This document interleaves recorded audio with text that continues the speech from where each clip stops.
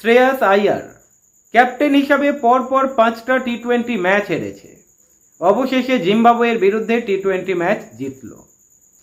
Zimbabwe বেশি run করতে পারেনি, 124 না 125 রান করেছে। আর ইন্ডিয়া 13 ওভার না 14 ওভারের মধ্যেই রান তুলে দিয়েছে। ইন্ডিয়ার বোলিং নিয়ে কোনো কথা হবে না, ভালো বল করেছে, তবে ইন্ডিয়ার বোলিংকে জাস্টিফাই করার সময় আসেনি। জিম্বাবুয়ের মতো দুর্বল দলের বিরুদ্ধে ভালো বল করবে সেটা তো জানাই ছিল। মায়াঙ্ক যাদব অনেক দিন বাদে সুযোগ পেয়েছে, 4 ওভার বল করে 18 রান দিয়ে 2 উইকেট তুলে নিয়েছে। প্রিন্স যাদব ভালো বল করেছে, 4 ওভার বল করে 2 উইকেট তুলে নিয়েছে 19 রান দিয়ে। আর একটা নতুন বোলার অশোক শর্মা ভালো বল করেছে, উইকেট পায়নি। তবে আবার বলবো, জিম্বাবুয়ের মতো দুর্বল দলের বিরুদ্ধে ভারতীয় বোলিংকে এখন জাস্টিফাই করা যাবে না। ভারতীয় বোলিং যথেষ্ট দুর্বল দলের বিরুদ্ধে ভালো বল করতে পারে।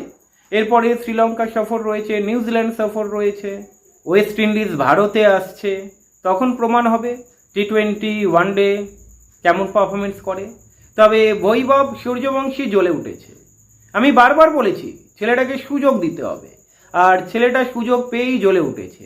19 বলে 50 করেছে, স্ট্রাইক রেট 250-র ওপরে, 4টে 4 আর 4টে 6 মেরেছে, জমিয়ে দিয়েছিল খেলা।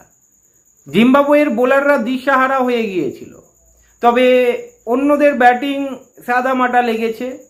তবে বৈভব সূর্যবংশী পুরো জ্বলে উঠেছিল। সবে তো শুরুয়াত। আমি আবার বলছি, এই বৈভব সূর্যবংশী আগামী দিনে ইন্ডিয়ার স্টার হতে চলেছে, সব থেকে বিধ্বংসী ব্যাটসম্যান হতে চলেছে। একটা সময় আমরা দেখেছিলাম বীরেন্দ্র সেহবাগ, রোহিত শর্মা এখনও রয়েছে। এবারে দেখবেন সব থেকে বিধ্বংসী ব্যাটসম্যান হিসাবে বৈভব সূর্যবংশীকে।